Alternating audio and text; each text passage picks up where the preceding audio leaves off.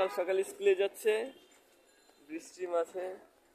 হ্যাঁ, ও বাবা, বৃষ্টি হচ্ছে, হেঁটে যাচ্ছি, দেখি রিক্সা পাই কিনা।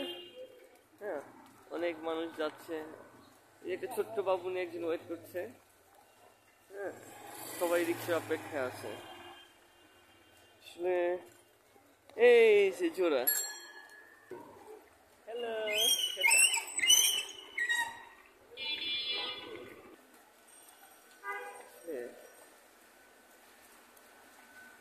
রিক্সা অনেক দুর্ভোগ।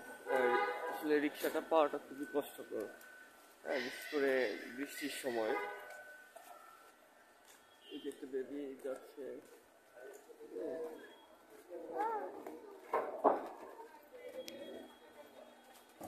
এর মধ্যে আবার জ্যাম শুরু হয়ে গেল। জ্যাম